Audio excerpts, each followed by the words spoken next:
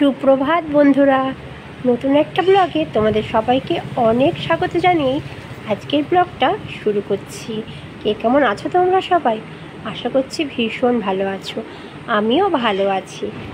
এখন বাজে সকাল 8টা, এখন থেকেই ব্লগটা শুরু করলাম। তোমাদের দেবদাদা এই জাস্ট অফিস বেরিয়ে গেল। সকাল থেকে অনেক ব্যস্ত ছিলাম রান্না বান্না নিয়ে, তার মধ্যেই সকাল সকাল চলে এসেছে আমার কাকু আর কাকিমা। তো টাটানগরে যে কাকু কাকিমা থাকে তারা কলকাতায় বেড়াতে এসেছে।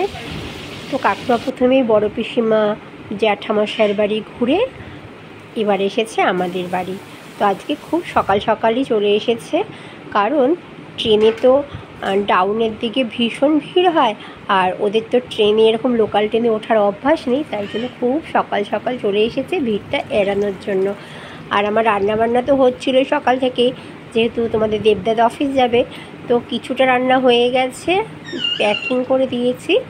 তোমাদের দেবদাদা অফিসে চলে যাওয়ার পরে বাদ বাকি রান্নাগুলো করে ফেলেছি। দেখো, এখানে করেছিলাম আজকে লাল শাক ভাজা, এটা রয়েছে রুই মাছ, এখানে রয়েছে আলু বেগুন দিয়ে ইলিশ মাছ, এটা রয়েছে চিংড়ি মাছের মালাইকারি চাটনি, আর এটা সকালে করেছিলাম রুটি দিয়ে খাওয়ার জন্য ঝিঙে আলু পোস্ত।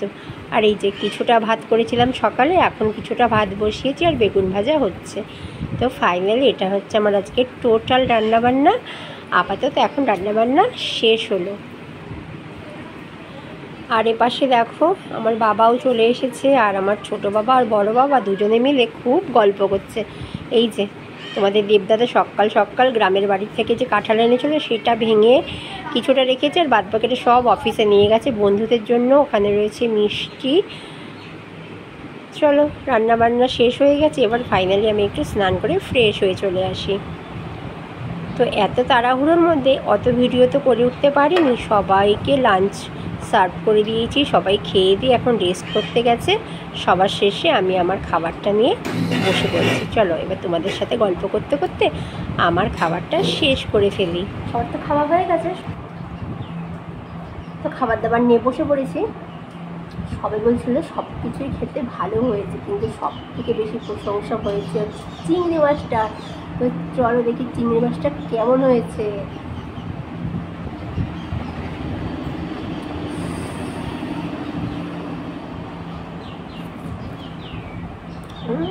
সত্যি ডিলিশিয়াস।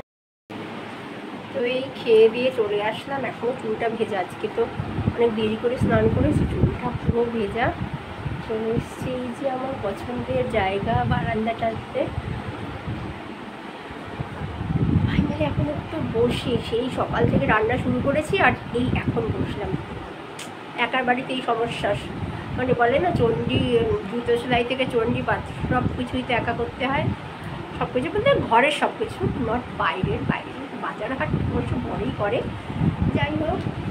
আর লোকজন আসলে একটু চাপ হয়ে যায়, তাই বলে কি লোকজন আসবে না সেটা নয়। তো যাই হোক, এই যে এখন খেয়ে দিয়ে এসে বসলাম।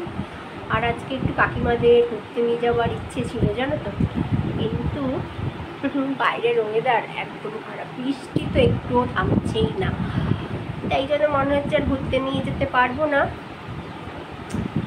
কাকিমা কাকু বাবা সবাই ঘুমোচ্ছে খাওয়া দাওয়া করে, ওপর ঘরে টিভি দেখতে দেখতে ঘুমিয়ে পড়েছে। আমি এখন এসে একটু রাস্তার দিকে তাকিয়ে আছি, লোক দেখছি, বৃষ্টি দেখছি, আর ভাবছি যদি বৃষ্টিটা একটু থামে তাহলে একটু ঘুরতে নিয়ে যাবো।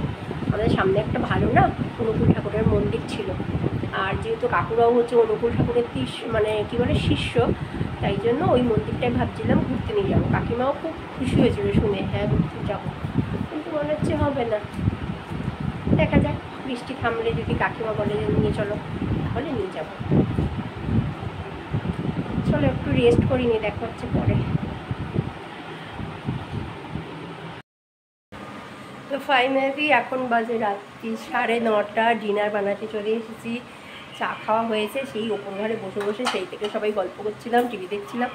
ফাইনালি চলে এসেছি ডিনার বানাতে। আর এই যে চা খাওয়ার আগে খেয়েছিলাম মিষ্টি, দিয়ে বাসার সময় নিয়ে এসেছিলো সুগার ফ্রি মিষ্টি, কারণ সুগার ফ্রি হচ্ছে কাকুর জন্য স্পেশালিভাবে আনা হয়েছিল। আরও কাকুর যেহেতু সুগার আছে, সুগার ফ্রি মিষ্টি আনা হয়েছিল, রসগোল্লা আনা হয়েছিল, দই আনা হয়েছিল। এটা কাকু এনেছিল, সেই লট চমচম রয়েছে, মানে সব মিষ্টিপত্র সব খাওয়া হয়ে গেছে। এগুলো এখানে পড়ে রয়েছে, চলো এগুলো ফ্রিজে রেখে দিই।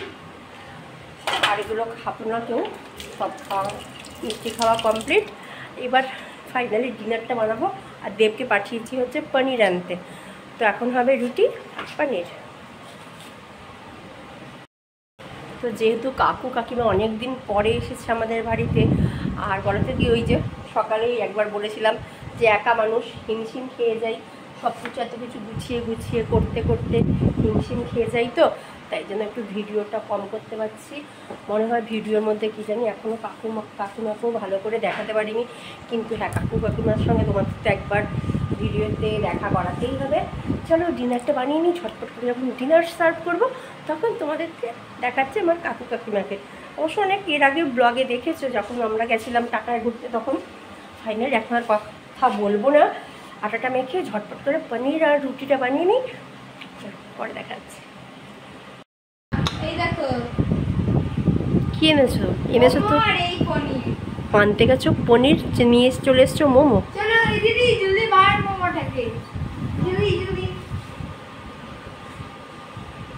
Happy momo pay.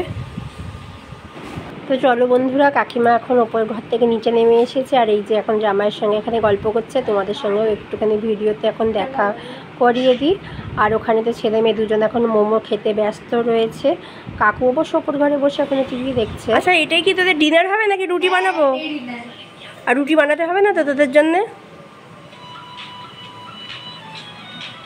এটা কি অন্য দোকানের মোমো, তাই জন্য একটু স্টাইলটা অন্যরকমের, ডিজাইনটা দেখ অন্যরকমের। স্যুপটা ঢালো। হ্যাঁ আমাদের পাশেই তো, তোমাকে বললাম যেতে। ও আসলে ওকে নিয়ে যাবো। দেখেছো ভিডিও করলে রান্না হয় না, রান্না করলে ভিডিও হয় না। যাই হোক চলো তাড়াতাড়ি ডিনারটা বানিয়ে ফেলি। তো ডিনার বানিয়ে আর ভিডিও করা সম্ভব হয়নি, সবাইকে খেতে দিতে দিতে অনেক রাত্রির হয়ে গেছিলো।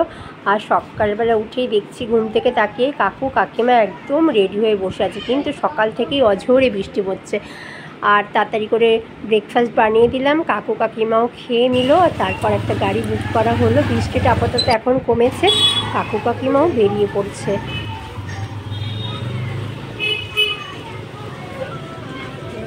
অফলাইন কি করতে বলেছিল? হ্যাঁ ভালো করে যেও, আর আসবে শিগগিরই আসবে আবার। অনেকগুলো বছর পরে কাকু কাকিমা আমার বাড়িতে এসেছিল। বলতে গেলে এই নতুন বাড়িটাতে প্রথমবার আসলো, এর আগে অবশ্য গ্রামের বাড়িতে গেছিল। আবার জানি না কত বছর পরে আবার এখানে আসার কাকুদের সময় হবে। কাকু যেহেতু বিজনেস করে তাই তো বেশি সময় পায় না ঘুরতে আসার, তাই তো আমি এই সুন্দর মুহূর্তগুলোকে ক্যামেরা বন্দি করে স্মৃতি করে রেখে দিলাম।